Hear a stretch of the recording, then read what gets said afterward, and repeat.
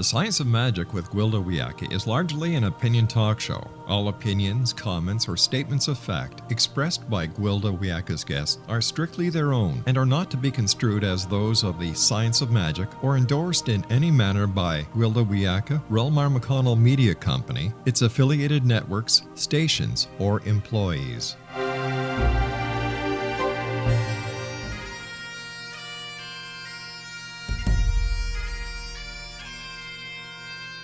Welcome to the Science of Magic with Gwilda Wiyaka, a program dedicated to uncovering the unified nature of reality and humanity's ever-evolving place as truly galactic beings. For more information on the Science of Magic with Gwilda Wiyaka, visit us online at www.thescienceofmagic.net.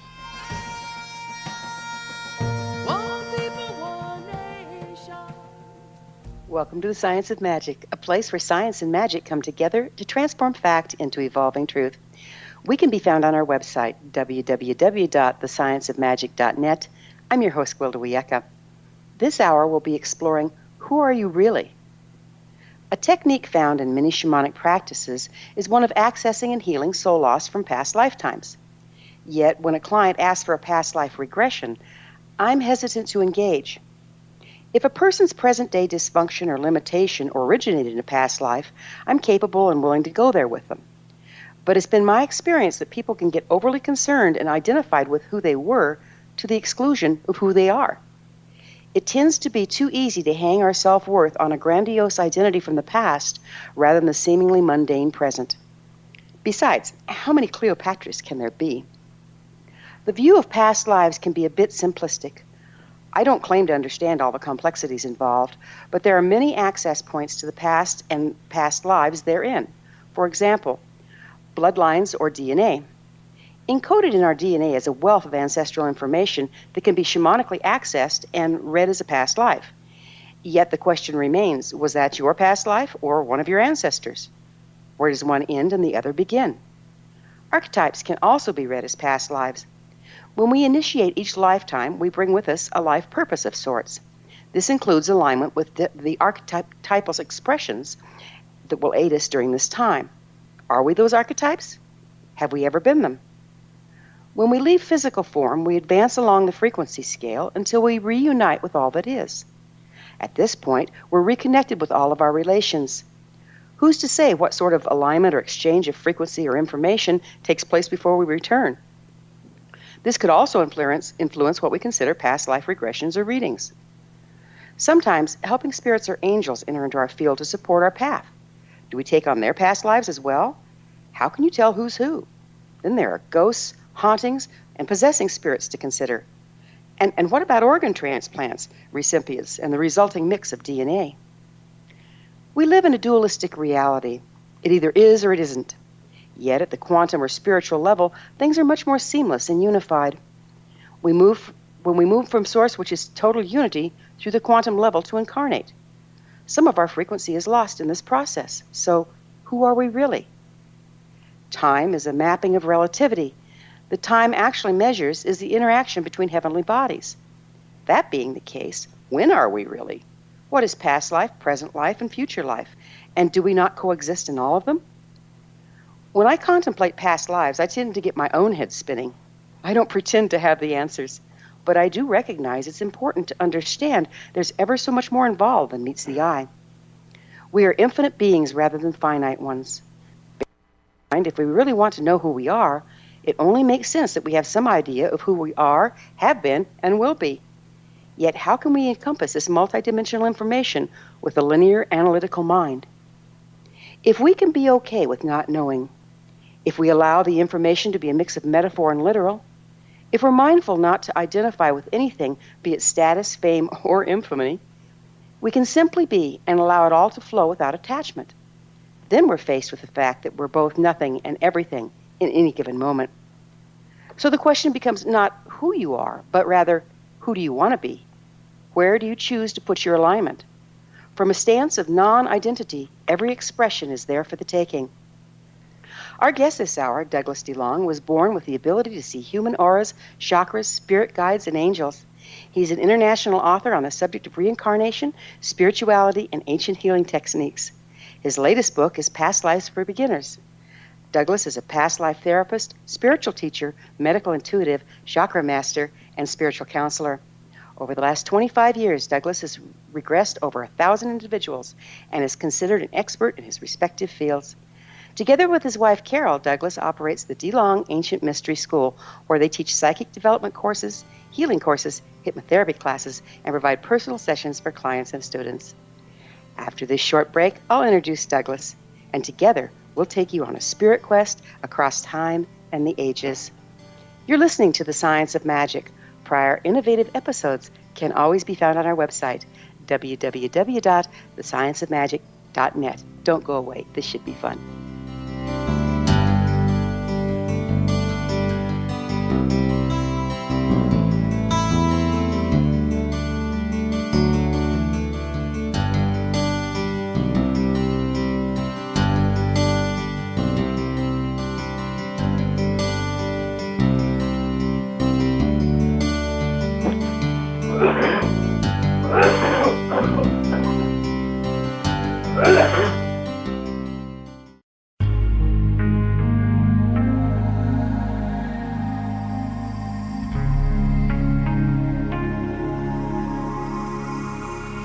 The scientist and the mystic have been on an age-old, relentless search with one thing in common. They seek truth. Their paths converge in the 40,000-year-old practice of shamanism, an ancient science delving to the quantum level of life, facilitating healing, manifestation, and evolution.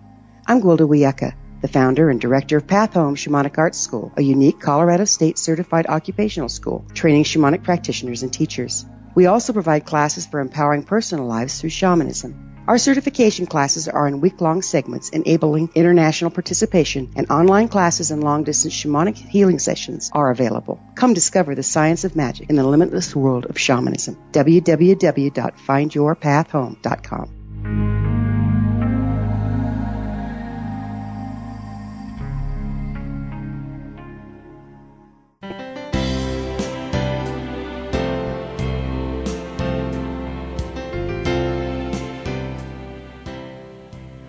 Welcome back. This is The Science of Magic, dedicated to unification and evolution of consciousness. I'm your host, Gwilda Wiyaka. Our guest this hour is past life therapist, spiritual teacher, medical intuitive, chakra master, and spiritual counselor, Douglas DeLong. He's author of The Past Lives for Beginners.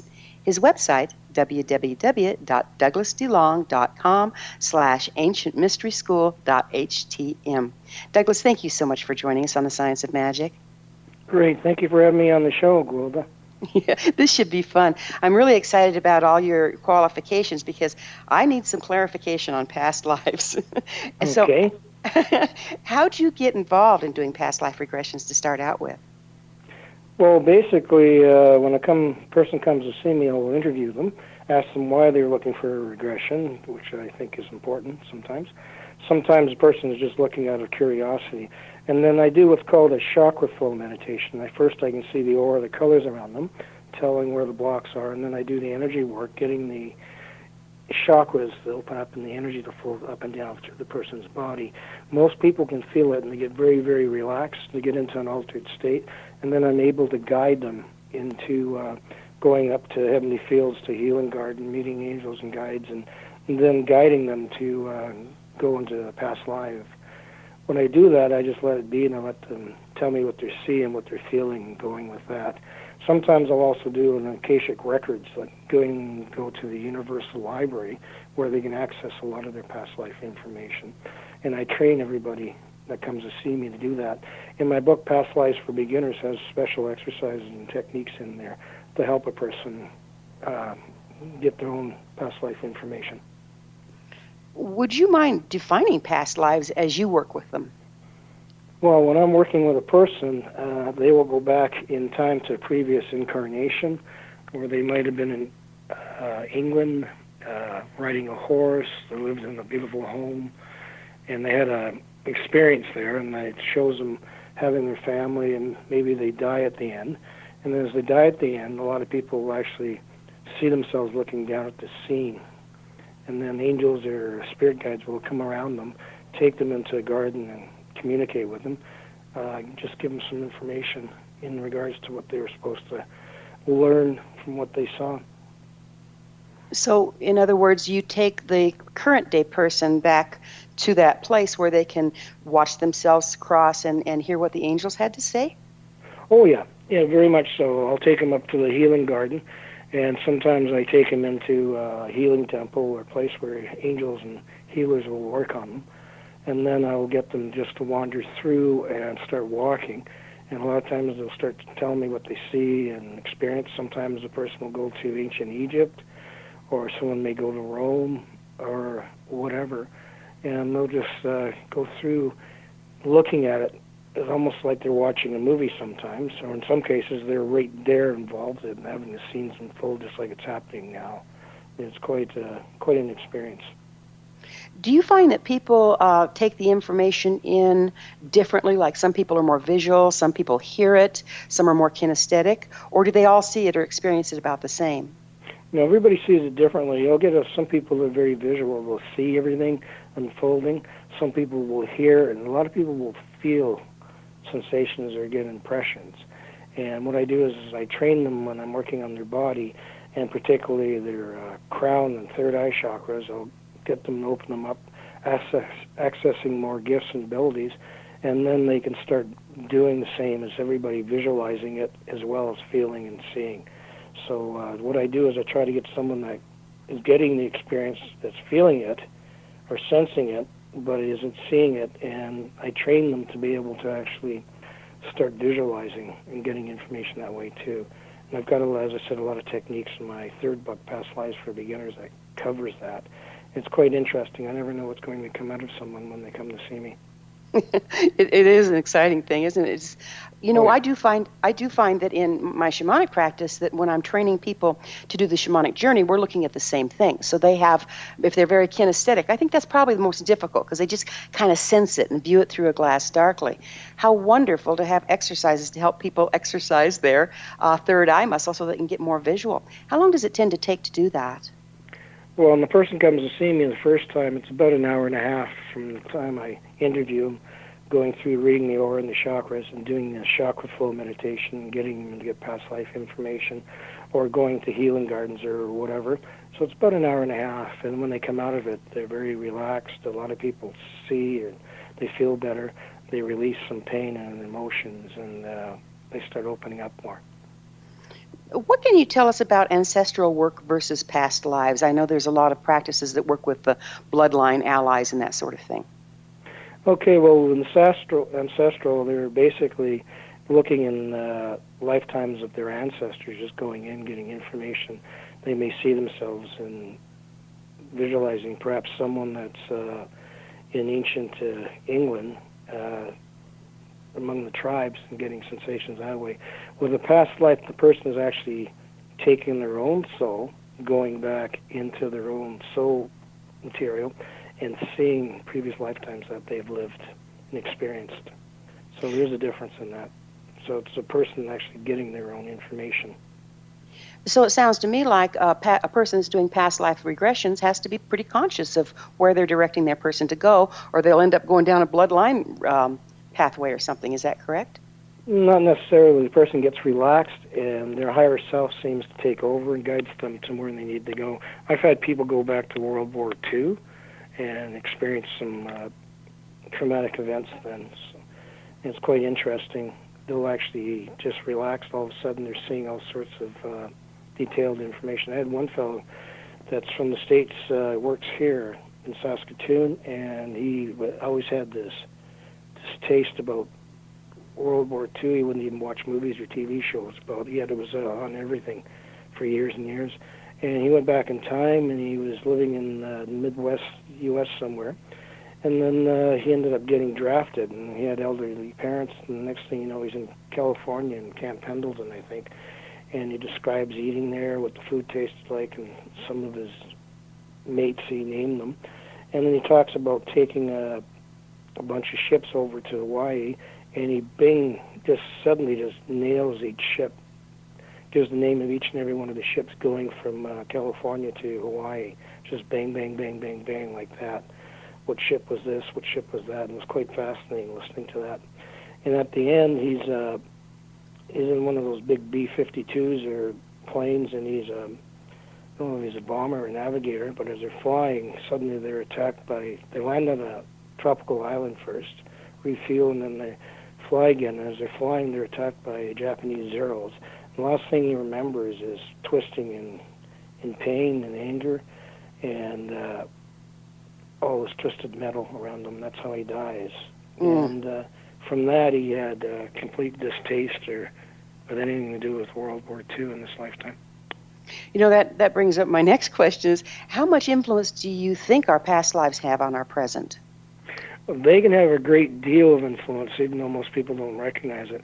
Sometimes characteristics and traits will come through from a previous lifetime, some fears you may have, certain things that you like. Maybe you like watching movies about ancient Rome, or you love antique furniture from Great Britain, and that's oftentimes based on some past life feelings and emotions. So it can influence us. I've had people that they've come back and they don't like peaches, and they remember seeing a past life where their mom's cook was cooking peaches and they made a face. Or I've had a person, I think I mentioned it on Rob's show the other day, about a fellow had a big cowboy hat, and that's how he died, and he cursed the cowboy hat, and he doesn't wear hats in this lifetime. So it can influence you. And in regards to that, with relationships, it's a very, very strong bond with relationships when it comes to past life regression. A lot of people will be drawn to somebody again, and they'll relive that lifetime in a different way. Or sometimes a person has a health issue, they have back issues, or they can't have a baby for some reason. And when they trigger the past life, they can bring the pain up and the emotions and the injury and realize where it came from and be able to heal from it and get on. So I've had people with back problems that they went to doctors, couldn't figure out what was wrong with them. As soon as they had the regression, they saw what was going on, and they released the pain and healed themselves. So it does influence us. It influences us with relationships, with health problems, with traits, characteristics, even for super learning. I've had people that have gone back and saw a past life, and then they end up taking German classes at the university here and learned it like they were born in Germany. So there's a lot of benefits to it. So when you take someone back, do you find that them being able to access the past life and move through the pain of it, does that kind of like a soul retrieval in a way? It processes out the old stuff and leaves them more free to live their life in the current time?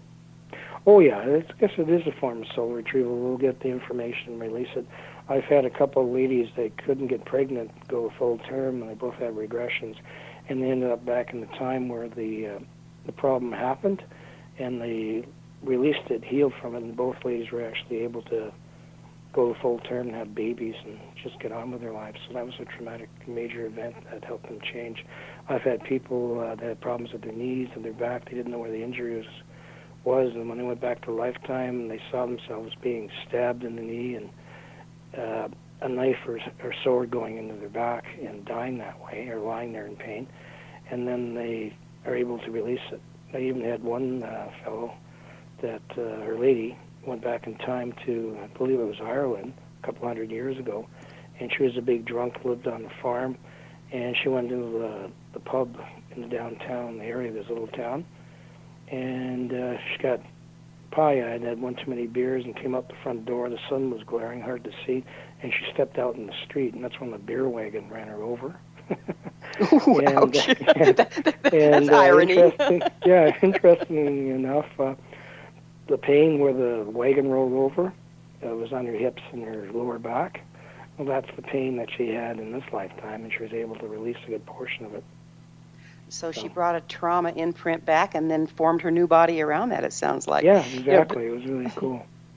This is absolutely fascinating stuff. I'd like to play some more with past life and relationship when we come back. We do need to take a short break. We'll return to this discussion after this short break. You're listening to The Science of Magic. I'm your host, Gwilda Wiyaka. You want to hear more? Previous broadcasts of innovative episodes can always be found on our website, www.thescienceofmagic.net.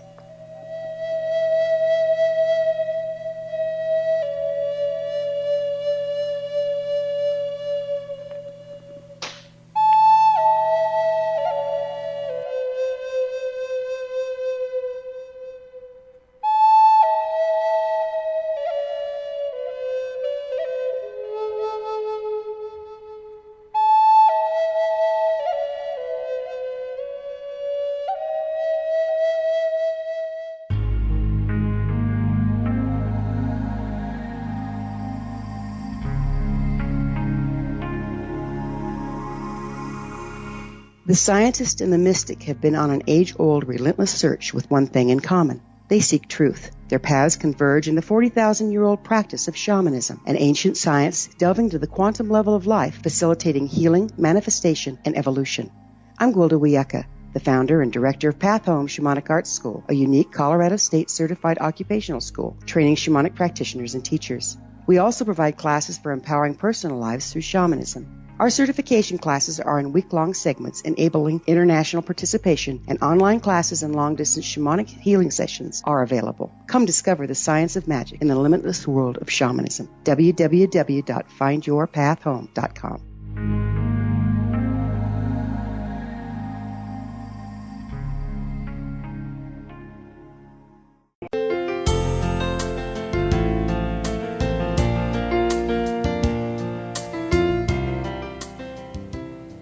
Welcome back. This is The Science of Magic, a place where magic and science come together to promote enlightenment. Visit us online at www.thescienceofmagic.net. I'm your host, Gwilda Wiyaka. Our guest this hour is past life therapist, spiritual teacher, medical intuitive, chakra master, and spiritual counselor Douglas DeLong, author of Past Lives for Beginners. Douglas, when we went into the break, we were just playing with past lives and relationships, or we had been. And what I've seen in my practice is sometimes people will come together and they're just drawn together like magnets, and it'll feel like it's a soul mate or whatever. And they'll be together for a while, and then it's like they work out what they had to work out, and the energy to be together just kind of goes away, and pretty soon they start poisoning each other's lives. Is this an example of when there's unfinished past life business? Oh, yeah, very much so. Sometimes a person will meet an individual and the eyes will draw that individual to each other, and they work out something. It's almost like they repeat the play from the previous lifetime and this lifetime, and they change it. And when they're ready, if one of them or both are ready, they can break that karmic pattern and get on to a new life and feel much, much better. So they can heal from it, let the karmic past go from that lifetime, ensuring that it won't happen again. Well, that's really nice that we have that provision, because it seems like there's so much leftover stuff when somebody crosses over. It's nice to know that we get another shot at it. Oh, yeah, very much so. There's hospitals up in heaven where they have angels that will work on people to help them heal. And sometimes when someone's dying from cancer, when they go over there, first place they're in is a healing garden or temple where all these angels are looking after them to bring their souls back up to healing, healthy level. So do you also work with descendants or future lives? I've had a few people have had future lives. I've had other people I've worked with. I lost count the number through the years, but I've had 2 or 3. I've done future lives, and one fellow went to the future about 100 years into a futuristic city, and he saw what the city looked like, and he had these flying cars and all sorts of cool stuff. There's lots of greenery, and the population on the Earth was much, much smaller then because there had been major wars and illness and everything else, and the population was considerably less, but they were smarter. They're into green stuff and spirituality. And the city was very, very beautiful. It was well landscaped with lots of green parks and gardens. And as I said, these flying cars and other things going on. The buildings were glass and other material. How can you tell if what a person is seeing is literal or just one timeline or metaphorical? When a person sees it, experiences and feels it as very, very real, then that's probably what it is. It's a very real experience that they're actually getting. Sometimes a person will get some insight, and they may get it in a suggestion that as they look at it, that it's, this is what it is probably meaning. In other words, they're looking at it, trying to interpret the symbols. I've had people get a lot of symbols, a lot of pictures, and as they analyze it, their guides and angels will guide them, and suddenly they understand what they're getting as the symbology. So they can get it that way too. And some people just sense it. They feel it, they know things, and they go from there. Would you mind telling us a little about reincarnation? How does it work? Okay. Well, everybody's, when they're born, there's like a veil shuts down, keeps them from seeing their previous lifetimes, or most people are like that. There have been cases where some children can remember previous lifetimes very vividly and bring it through, but most people, it shuts down. It's like when you're born, something comes and it's like a shock, keeps you from getting to see the previous lifetimes. But doing certain techniques like meditating, doing energy work with chakras or shamanic journeying or whatever, any of those techniques can help you lift up that veil, and then you can peer into the previous lifetimes and get information that way. Yeah, both of my children came in remembering their past lives, or several of them. It was pretty fascinating. Yeah, yeah. So I experienced that as a young mother, and I went, well, I better look into this a little. Can we actually reincarnate into the past as well as the future? No. Basically, you move on, progress. Your soul progresses lifetime after lifetime, and you accumulate a lot of information, knowledge, wisdom, and healing in each lifetime, and you build up upon it until you become enlightened. And so you just move ahead into the future. Do you think we can reincarnate on other planets? I think so. I've had a couple of people, like I've probably regressed, as I said, well over 1,000, probably 1,500 or more. And I've had a few people remember being on other planets, like on Mars or some other places. But it's been a rare situation, much the same as future progressions.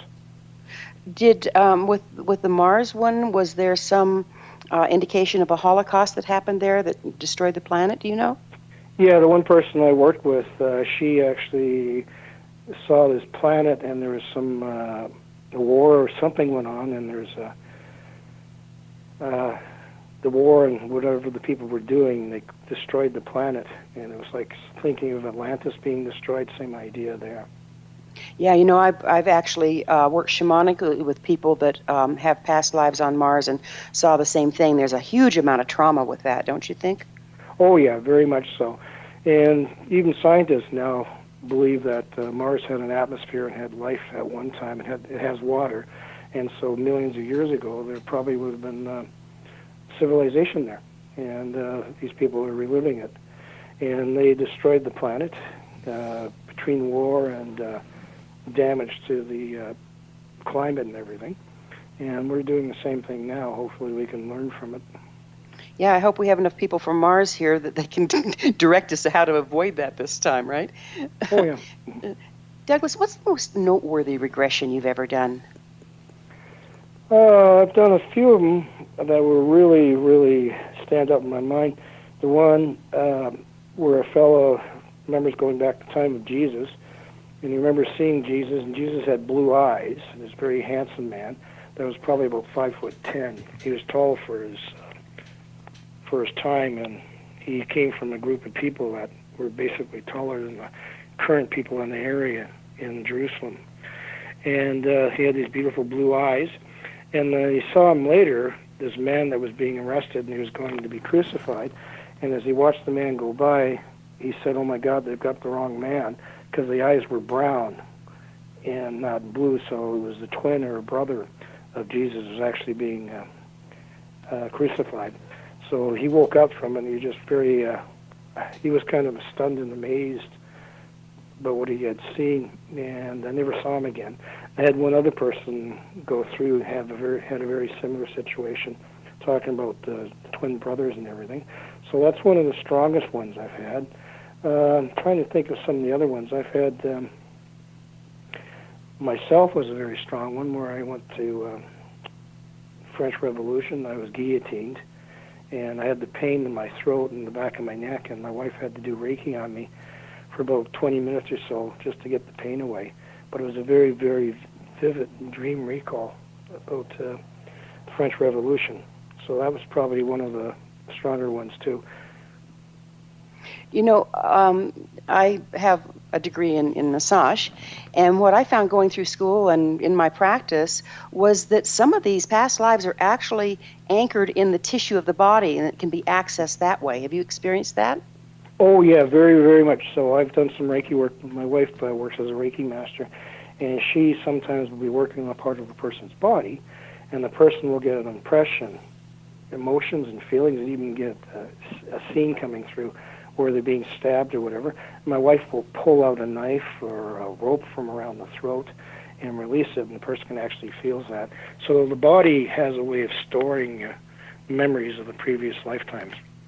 I wonder how that works. That's fascinating, isn't it? Yeah, it's just, I guess, almost like our DNA, our souls retain that information, and we bring it through into physical bodies. But some people that are doing massage therapy, if they're not experienced enough, they don't know what to do with the person. The person suddenly starts sobbing or crying, they're getting a past life, and they're feeling all this pain. So if you're a massage therapist, you should maybe look into that and kind of get yourself more trained to recognize that they're getting the past life information coming through when they work on them. That's hugely important because you run across that more than you would think. And it might be from past life or it might be this lifetime trauma, but a massage therapist needs to be ready for that. Do you ever train massage therapists? Well, I do for the work I do for psychic development and healing courses. And my wife does too. She teaches a lot of them Reiki. Nice. First and second degrees. Well, we'll talk more about this on the other side. We are going to have to take another break. We'll be back on the flip side. You're listening to The Science of Magic, the place where altruistic professionals of science and the esoteric create common ground for the betterment of our world. You can always listen to previous broadcasts on our website, www.thescienceofmagic.net.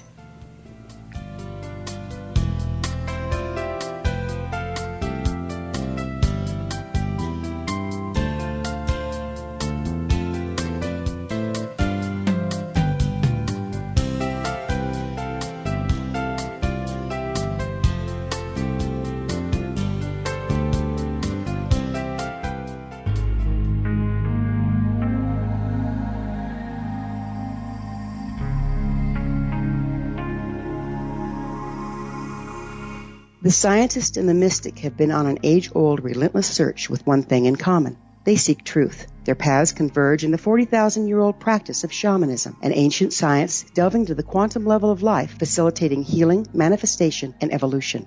I'm Gwilda Wiyaka, the founder and director of Path Home Shamanic Arts School, a unique Colorado State-certified occupational school, training shamanic practitioners and teachers. We also provide classes for empowering personal lives through shamanism. Our certification classes are in week-long segments enabling international participation, and online classes and long-distance shamanic healing sessions are available. Come discover the science of magic in the limitless world of shamanism. www.findyourpathhome.com.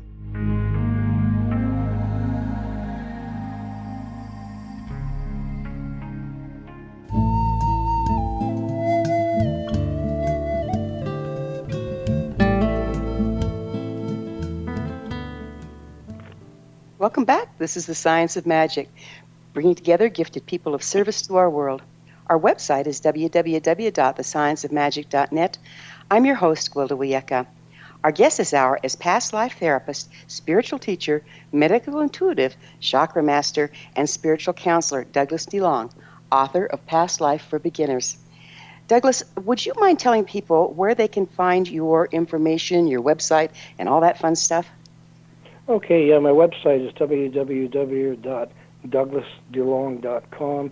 You can go on it, you can book appointments, you can even order books from me, and also you can go to Google, Barnes & Noble, purchase my books.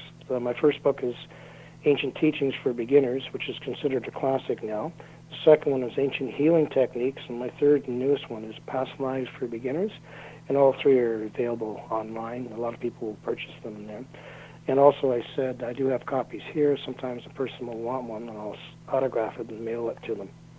And I do regressions over the phone. I'll have people phone me from L.A. or Toronto or whatever, and I'll do a regression just as easily over the phone as I would if the person is there in front of me.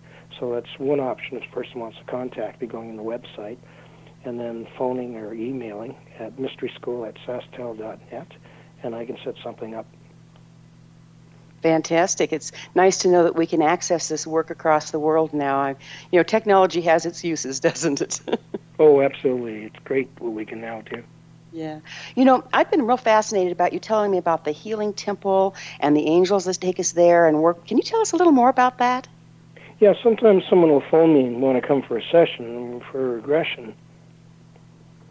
And as they show up, I find they're not needing a regression, they need more of a healing. It's a healing session. And I'll get them relaxed, and the chakra flow, the energy goes up and down through their body. I'll see the colors shifting and changing around them. And then they'll go up, and I'll guide them into a healing temple.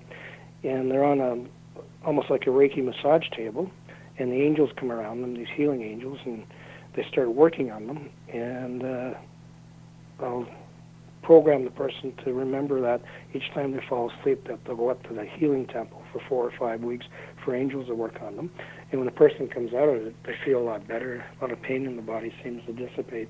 So I do that a lot. I do taking people up to healing temples or buildings to be worked on. So that's one of the things. So it's not necessarily a regression. It's doing that instead. Sometimes I'll do both. The person will come, get the healing session, and then I'll move them on to get a regression. Or in some cases, a person will even go into the Universal Library, the Akashic Records, to access their soul records, getting information. And I've had people sometimes talk to loved ones that have passed over, or they talk to angels or spirit guides. I had a lot of people who work with Mary Magdalene or Jesus.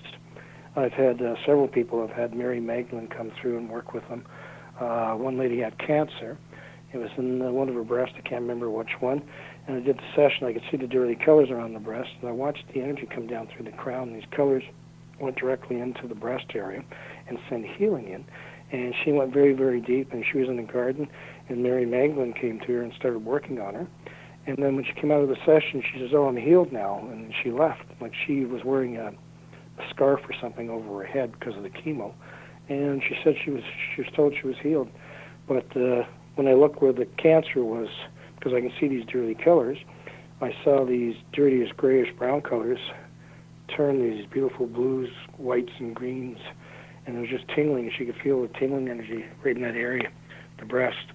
So the healing was, she was allowing it to come through from above.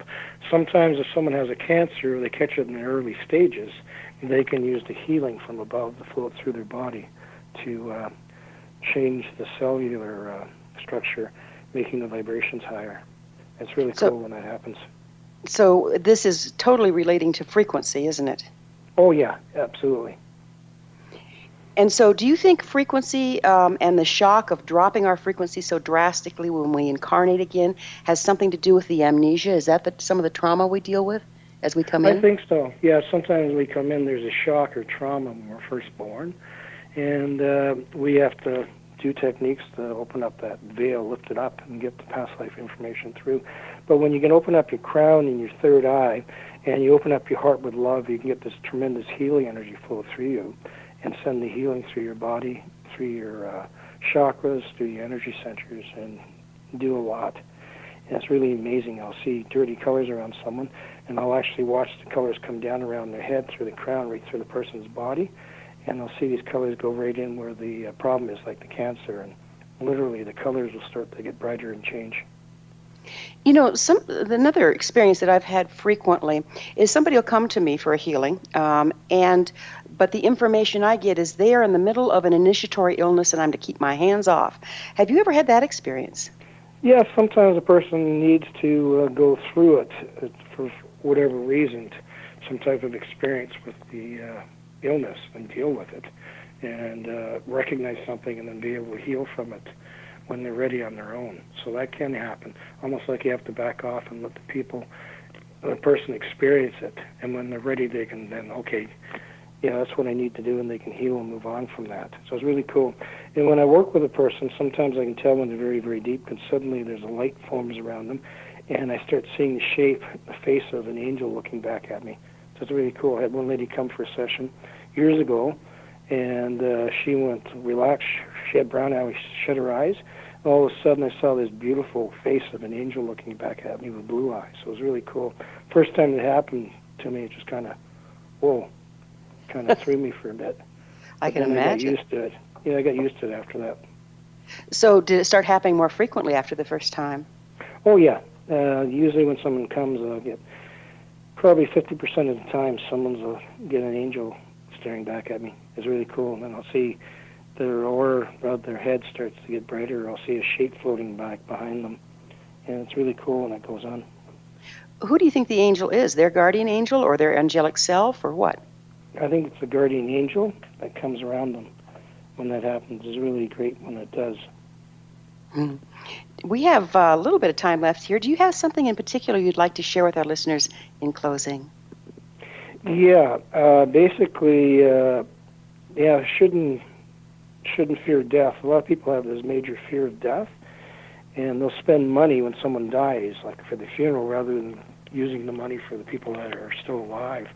And I think if you recognize that death and sleep are very, very similar, when you fall asleep, your soul leaves your body. You'll travel around the room, and oftentimes you'll go up to the heavenly fields and visit up there. And now when you die, your soul leaves your body, but the energy that normally keeps the soul attached to the physical form dissipates because you're sick. And then at one point, as the soul slips out, it can no longer get back in the body. So it'll float around the area, even be there for the funeral, and then go up to the heavenly fields. So people shouldn't be afraid of death. Being afraid of pain, yes, but afraid of death, no. They should just recognize it's a process. It's just like falling asleep. That's beautifully stated.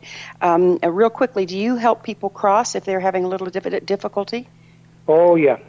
Carol and I both have done that through the past.